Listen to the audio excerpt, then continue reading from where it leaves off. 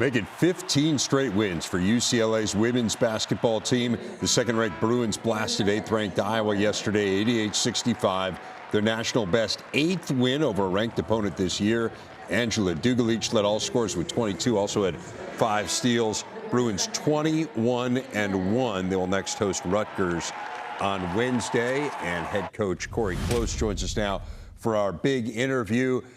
Coach, you guys have been so dominant, just one loss all year. You haven't lost since November, and since then you've only had one game decided by single digits. As you look at this run that your team has been on, what has impressed you the most?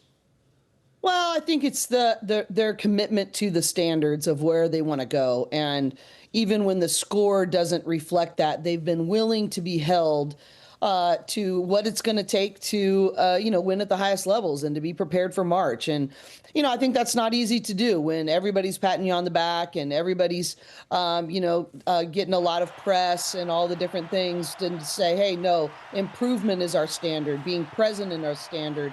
Being a great teammate is our standard. That's really what's been the most impressive to me. One thing that I think is so amazing, Coach, is the balance. Look, Lauren's an All-American and just a great, dominant player. But absolutely. You look at this team, I mean, you've had 5 different players lead you in scoring at least 2 times this year. You don't have anyone in the top 10 in the Big Ten in terms of points per game. What does that balance do for you in terms of making you guys so successful? Well, I just ask our opposing coaches, right? You never know on any given night. You take away one, there's somebody else to step up. I just think it increases our margin for error. So Lauren doesn't have to shoulder it all. And I think that's just such a huge thing. We're just putting people in situations where they have to pick their poison, and we just see whose night is it, who's hot, who's got the matchup we like.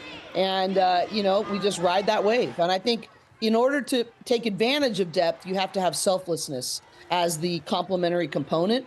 And that has really been what's allowed us to do what we're doing right now, is maintaining that selfless attitude that winning and making each other better is of a higher value. And that's the only way depth plays out in a positive way. You made your first ever NCAA Final Four as a program last year. I know it didn't end exactly the way you wanted it to, but still an incredible accomplishment. How have you used that accomplishment from last year, and maybe the fact that it didn't end with a national championship? How have you used it as you've looked to this year and kind of applied it to this team? Well, I think that 2 things can be true at the same time, right? We wanted to celebrate and say, hey, that was the most successful season since 1978. I mean, that's an incredible thing. Yeah. And we learned so much. 14 weeks as the #1 team in the country, all these great celebration things. And then at the same time, we got embarrassed once we got to the Final Four. And what led to that? What got exposed there? And being willing to do the work to go, man, how are we not prepared at the highest levels? And that starts with me, right? Is my learning in that. How did we not come ready to play our best basketball on that stage, and learning from, those margins that we're willing to be held to? And I think that's sort of goes to your earlier question, is what's impressed us. Well, we've talked about that a lot. Like, if we're going to want a different result than we got last time, then we have to have a different process that leads us to that place. And they've been really willing to hold the mirror up. They've had teachable hearts and really had a quest for improvement and mastering their craft and taking it's sort of the pain of regret leading to the pain of discipline. And I think they've really taken that on, and it's showing right now.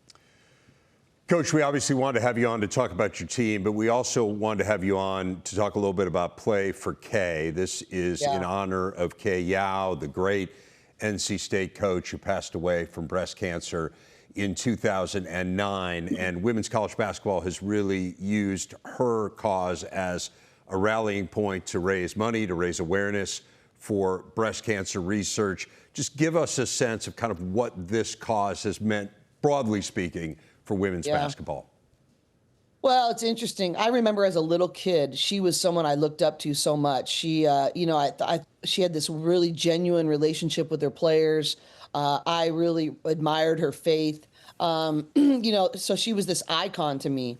But then as I got older and got to know her as a colleague, her greatest desire is to use, her difficult situation in this context, to rally coaches around where maybe we would maybe distance ourselves because we're competitors or, might choose to just only have our own institutional hats on. She had the strength to take her own battle and go, you know what?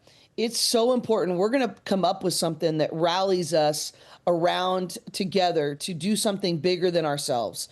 And that's where the Play for Kay really came from. The pink game, the raising awareness, the vision for what the Kay Yow Foundation is doing, both practically and emotionally in the game of women's basketball. And I just am so thankful that the profession has adopted it the way that they have. They have raised an incredible amount of money for women's cancer research. And, it's been an incredibly unifying thing. And it's also been a way to honor the way that Coach Yow, her legacy and the way that she impacted the game. Yeah, it's been amazing to see. And we just finished NABC on the men's side, the Coaches versus Cancer and the Suits and Seekers Week. And this is the equivalent on the women's side. And to your point, I think one of the things that's so amazing about it is the way that it unifies people who normally compete against one another working together. And I know this for you has hit really close to home. Jan Cloyd, who was one of the great boosters of your program, passed away from breast cancer. Just kind of give me a sense of the personal nature of this for you. Yeah, that picture that's shown right there, that's her jersey. I was in her home when she passed, and her family went and got that jersey out of her closet, and it says Cloyd on the back, and honored our chancellor's wife right there, Dr. Canal, with me on that. And she was an incredible mentor of mine. She's a leader in the banking world. She was one of the very first people that came behind my mission when I got to UCLA. And then, to see, every year we put the names on these cards of people that inspire us. And the sad part is, and you're seeing it right here, the sad part for me is that there's more and more names on there. And what we're trying to do with the pink games and Play for Kay is that we're trying to put less and less names on there because of the research and the difference that things that the raising money and awareness are doing. But Jan was personally incredibly influential for me. And I often think, what would Jan do right now? And she's right up there for next to Coach Wooden in terms of her influence on me and my leadership. And, it hits home. And I want to honor her in not only the way that I run the program and our team, but also the way in which we tirelessly build awareness and raise money for women's cancer research. Well, the Play for Kay game this year for UCLA, February 15th against Indiana. You have a few games between now and then. I mentioned the game against Rutgers this week, and I certainly don't want to have you imply that you're going to overlook that game. I know every game is big and important. I do want to focus a little bit on that road trip, though, Michigan and Michigan State coming up after the Rutgers game next weekend and then into next week. Both those teams really are elite this year. To what extent have you watched them, and what stands out about each one of them? Well, first, I do want to say about Rutgers that my associate head coach of 14 years is now the associate head coach there, and that's Shannon Perry LaBeouf, and we are going to honor her before that game. And so we are actually really looking forward to that game to be able to say thank you to her and to honor her for all she gave to UCLA women's basketball. But it's undeniable we're on a crash course on that, a very important, Michigan road trip with both Michigan and Michigan State playing so incredibly well. What stands out to me, and I have watched them quite a bit. I'm just sort of a hoop head. I watch every game I can, get my hands on. But, is both Robin and Kim are just such elite competitors and leaders. Their teams are just marked by toughness and, belief. They make each other better. They play extremely hard. And so I think it's going to test us greatly. And so it's going to force us to go to another level. The different styles of play, but both very defensive minded, both very aggressive in nature. And honestly, that's one of the ways we lost to Texas is we didn't handle that as well. So I think it's going to give us a barometer of how much, we've grown against that particular style of play. Lots of respect for those two programs. They're playing extremely well. Our whole entire team was watching that game yesterday in East Lansing while we were having pregame meal, and I just can't wait. What a great environment. What a great testament to what the Big Ten has done for women's basketball and raising the level. What a great testament to the depth of competitive greatness in the conference. Just really thankful to be a part. Well, I know the Big Ten reciprocates that. Thankful that UCLA is a part of this conference because you've obviously done a ton to help elevate women's basketball in this league in just a short year and a half. You've been a part of it. Thanks for your time, Coach. And again, thank you for all you do to raise awareness, to raise money for breast cancer research, such an important cause, and really thrilled to have you on today to talk not just about your team, but about that as well. Well, thank you for honoring it, lifting it up. We're all in this fight together, and just want to move it forward. Coach Yow used to say, when life kicks you, just make sure it kicks you forward, and hopefully we're living that out in her honor. You certainly are. Cori, close. Thanks, Coach.